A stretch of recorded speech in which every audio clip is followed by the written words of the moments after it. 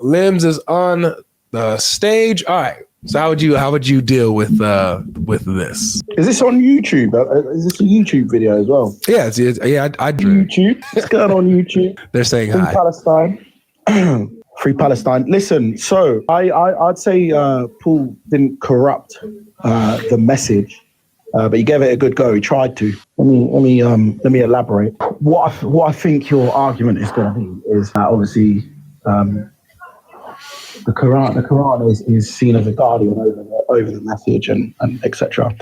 So you're going to say if it was being protected and supposed to be preserved, then why can it be corrupted? No. Nope. So I wouldn't say that it's. That's not what I'm concerned with at all. Okay, so I wouldn't say that it's the like God's message was actually corrupted, but what Paul did is he added to it, and so it was from Allah. What message did he try to corrupt, or did he add to? What was that message? So for instance, there was Jesus said to follow all of what the Pharisees teach and nothing of what they do. And then Paul said that you can eat anything, etc. So that's just one example. Got you. So specifically, let's do it one at a time. So specifically, the message that Paul tried to corrupt, we can find it in what Matthew wrote. Say that again. So the message that you said that Paul tried to corrupt and add to, we can find that message of Jesus in Matthew's writing. So the general way of looking at this is if something. If you can cross-reference it with the Quran and the Quran agrees, then we know that it's from Allah, right? Okay. So the Quran agrees to do everything the Pharisees say. Listen, no, I didn't say that. Oh, I didn't say that. Oh, that's what you quoted. So that's what you said. That's what you said, Mr. Logic. No, you said that's not what I said. You said that. I didn't. So look, for example, I asked you, what is the message that Paul tried to corrupt and add to? The first thing you did was quote Matthew 23, where Jesus says to listen to what all the Pharisees say, just not what they do. And then you alluded to, hold on a second. And then you alluded to that being, teaching the law and stuff. So yeah. I'm asking you, so when you give me that answer, that implies that you're saying that the message of Jesus can be found in what Matthew wrote. So is that correct? The message that Jesus, as in within Matthew, there'll be some truths of what Jesus have taught. Is that what you're asking? No, I'm asking, is the message of Jesus in what Matthew wrote? Because that's where you went. Yeah, so there are obviously truths in the Bible. Not if there's truths. So my question isn't, are there truths in the Bible or they're not? That's not my question. My question is very, very clear. Is the message of Jesus found in what Matthew wrote? Yeah, it can be. Yeah, there's some. Awesome. And one example of what Jesus taught, the message of Jesus, is in Matthew 23, where he mentions to listen to what the Pharisees say, not as they do, correct? No, it says do everything they say. So is that so that's a teaching, that's part of the message of Jesus, is that correct? So that's a teaching. So just to be clear, Paul isn't in the Quran. This is an internal critique of the Bible, just to let you know. So you can't conflate the two here. Well, if we're doing an internal critique of the Bible, right? It's not an internal critique of the Bible. Okay, so is Paul found anywhere else other than the Bible? Yeah, he's found in your Islamic scholars and their sources. Yeah, he's found he's found in Ibn Ashaq. So where is he like an authority in the Quran? According to Ibn Ashaq, it says that Paul is a messenger that Jesus sent along with the other disciples. Who said that? He said that Paul's a messenger of Jesus, of God, or of Jesus. Yeah, of God. You got it right. A messenger of Jesus. Yep. And he's a Muslim. Yeah, Ibn Ashaq. You never heard of him? That sounds a bit kuffar to me. I don't know how so a man can be a messenger of a man. Well, if a man sends people with his message, they're his messengers, right? Well, no, I don't believe that. You'd have to get me that evidence. You're saying he's a Muslim scholar, you said? Ibn Ashaq, yes. Ibn Ashaq wrote the earliest biography on Muhammad's life, the life of the Prophet, Prophet Muhammad. Well, I can flat out say that that sounds very Shia. to me. He's a Sunni. A man, he's a Sunni. a man can't be a messenger of a man. That's as well as Jesus was not on earth when Paul said that he saw him, right? Well, that's according to the biblical standard, but according to what Ibn Ashaq says and demonstrates is that Paul, and he's apparently quoting Muhammad, by the way, but that Paul is a messenger of Jesus that Jesus sent. He's one of the people Jesus sent out to spread his message. Nah, I don't hold to that. I don't know where you've got that from. I got it from the earliest source on Muhammad's life, which is Ibn Ashaq. Ibn Ashaq's biography of the Prophet. I don't believe that. You'll have to show me that, mate. I will. I'll show you it. In the meantime, in regards to Jesus's message, when you quoted Matthew. Oh, I know. I'm gonna show you that in a second. I promise you, I'm gonna show you in a second. But first, I want to make sure we solidify the first point, that when you quoted Matthew 23, when I asked you what is the message of Jesus, and you quoted Matthew 23, where Jesus says, do everything that the Pharisees say, but don't do as they do, that is part of the message of Jesus. Is that correct? According to the Bible, yeah. If we're doing an internal critique. So we're doing an internal. I'll ask it again, brother, because it sounds like you're backtracking on your words again. Because I asked you, what is the message that Paul tried to add to or corrupt? And you quoted Matthew 23. So that leads me to believe that you believe that you're pointing to that as part of Jesus's message, correct? According to the Bible, if we're doing an internal critique. Is that correct though? Is that Jesus's message? So according to the Bible, yes, it is Jesus' message. Yeah. So is that objective, or like, is that a fact? Is the Bible correct when it's saying that this is part of Jesus' message? So what I'm saying is, you're asking what message did Paul corrupt, right? Yes. And what I'm answering is, there's teachings within the Bible that Jesus said according to the Bible, and then Paul goes against that. Are those Jesus' actual teachings? Okay, so yes, we're doing an internal critique. So yes, those are Jesus's actual teachings. So you believe that Matthew, Mark, Luke, and John contain the actual real teachings of Jesus, right? I think you're trying to straw man my position. Straw man or repeat your words. All I'm doing is repeating. Did I say according to the Bible, or did I say that's what I believe?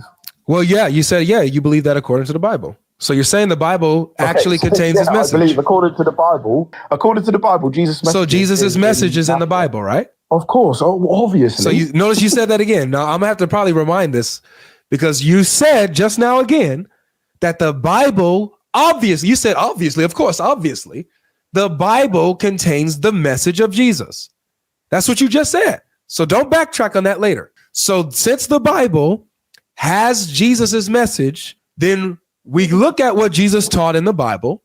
We see that Jesus taught that he's the Son of God. We see that he taught that he's supposed to be crucified and that he's supposed to suffer and rise again on the third day. So that's the message of Jesus that we find in the Bible, right? So nah. You can't say the whole Bible does that. Oh, so you just said, man, I'm getting lost, man. I'm honestly I'm getting lost. I don't know what your position is. All right, let me explain. Yeah. So some of the Bible, I think it's like the Synoptic Gospels or whatever they're called, right? They depict Jesus as a messenger of God, a prophet, someone who believes in one God, a monotheist. And then there's other books that Paul wrote that have very high Christology. I think also John as well. Can I read you some? Can I read you something from the Synoptics? And what I'm saying, I wish you'd let me land my point. Maybe you'd understand what I'm saying. I understand what you're saying. You're backtracking. And basically, the teachings of Jesus that are found in the earliest Gospels, like Matthew and Mark and Luke, Paul and John, goes against those things. Okay. So, for instance, like I'll give you. Hold on. Like, I wanted to read something from the Synoptics, since you're appealing to the Synoptics. Like Jesus being sent to the. Hey, limbs. Hello, limbs. Don't go in bot mode. You know you're interrupting. Don't go in robot mode. Don't go in robot mode. I want to quote you something from the Synoptic Gospels. Here it is. This is what Jesus says in the Synoptics. This is Matthew chapter 11, This is verse number 27. He says, all things have been handed over to me by my Father, and no one knows the Son except the Father, and no one knows the Father except the Son, and anyone to whom the Son chooses to reveal him. Does that sound like low or high Christology to you? Low Christology. All right, so it's low Christology for Jesus to say that everything that the Father owns, he owns as well. That's low Christology? Yeah. So the problem that you have here is that it was given to him. Now, can the Most High God have any authority given to him? Yes, No. yes, if he humbles himself. Now you're not answering the question, Limbs. Hold on. You're not answering the question, Limbs. Listen, I'm answering directly. You said, is it high Christology or low Christology? It's literally very low Christology, right? Okay, so basically a creature. So it's low Christology to believe that somebody else other than the Father owns all things. Everything that's in existence, he owns. So if you read the verse again, it says, all things have been handed over to me by my Father. So does the Son own everything the Father owns according to this? So the question is, you're saying Jesus is God, right? Does the Son own everything the Father owns according to this? According to this, he owns everything, but it was given to him. No worries. So everything, the universe, all of creation, prophets, demons, everyone, everything belongs to the Son the same way it belongs to the Father, right? No, not the same way. Really? So it says, all things have been handed over to me by my Father. So does Jesus also own all things? No, but the problem is, you said he owns Does all Jesus things in the also same way. own all things like the Father does? Hey, logic. Let me answer. All right. How about straight answer? How about let me answer? Straight answer then. How about let me answer? Go ahead. Don't waffle. Right? So he owns all things, but not in the same way as the Father. Okay. Because if you own all things, if the Father owns all things and the Son owns all things, but he doesn't own it just like the Father. What are you talking about? No. How can you be? Logic. You're too dishonest. What is this? Logic. If you let me finish, you would have understood my point, mate. All right, but you jumped in, didn't you? Do you believe that a creature can own everything Allah owns? No. So would this be blasphemy? This is in the Bible, and yeah, it is blasphemy. Yeah. Why is it blasphemy? Because you're saying that you're basically saying there's a partner with God. So according to the Synoptic Gospels, Jesus is a partner, makes himself a partner with the Father? Yeah. Is that low or high Christology? So it's low Christology. The reason being. So if you let me finish, and I think you get the thing is, logic. I think you actually get my point. Right? You're purposely cutting in right at the end where I'm saying my point. Right. So yes, according to this, he owns all things, but the problem is he was given it by something else. You know, Paul says the same thing. Answer this question. Answer this question. No, you didn't answer this question. Is the Father you need to answer. Given authority? You need to answer. Is the Father given authority by I'll anybody? answer this. Yeah, so the answer to that is no, because the Father is not the one who humbles himself. The Son humbled himself. So because the Son set aside his divine privileges for a time and humbled himself, he can then be exalted back to that status when he's done with his mission, or so on and so forth. So that is why Jesus can say that all things have been handed over to me by my Father, because he's humbled himself, he came down, and then is being elevated back up. However, this is the issue with you, Limbs. According to you, that's exactly what it says. That's exactly what it says. So according to you, hold on, Limbs, now you're cutting me off. According to you, Limbs, Jesus making himself a partner with the Father is blasphemous.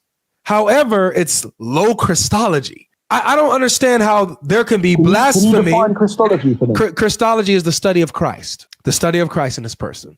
So you can either have a high view of Christ, meaning that he's equal with the Father or a partner with the Father or divine in some way, or you can have a low view of Christ. There we go. Or you can have a low view of Christ where he's just a mere good prophet, a mere man.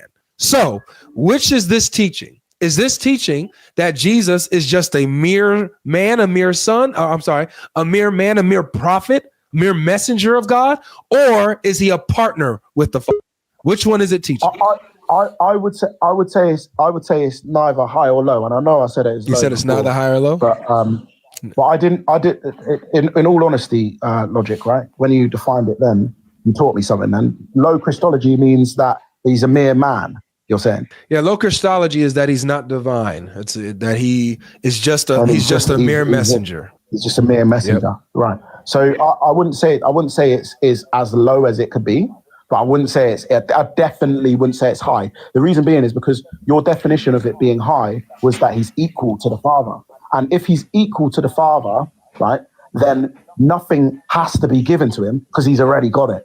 Right, yeah, he's the highest authority. Doesn't need anything given to him. Okay, right? Just like the Father doesn't have anything given. You agree that this is blasphemous, right, Limbs? You inserted that he humbled himself and he was being brought back. Limbs, you agree that this is blasphemous, right? I'm asking you last time. You agree this is blasphemous? What you said? What? What's blasphemous? As in him owning everything? Yeah, is this blasphemous? So when you say him owning everything, you mean he owns the prophets, as in he's been given like all things, bro? Is that all things? Is that difficult to know, to understand? Yeah. That goes against everything I believe. Yeah, exactly. So if going against everything you believe, however, this is where you said I can find the message of Jesus in the Synoptic Gospels. In Matthew, especially earlier, you said, and you know, this was before we started the stream, but earlier you said in specifically the Q gospel, the theoretical gospel that says that Matthew and Mark's sayings of Jesus that they record, that Mark doesn't, that is the Q gospel, and that's the message of Jesus. That's the Injil. So according to what you say, I didn't say it was the verbatim message of Jesus. I said it was the closest thing to it was take care. You're a liar. You're an absolute liar. I can't do this. If you're going to lie, like you can't have a conversation with a liar. If you're going to continue to just lie on what you say, we can't talk. Take care of yourself, man. Goodness gracious. Right in the beginning of this live, you literally said you're going to say the Injil is Q source. That's what you said. And then I had to explain to you what Q source was. And you was like, okay, yeah, that's right. That's right. Now you're lying. Now you say you never said that. Like, get out of here, bro. Get out of here, Limbs.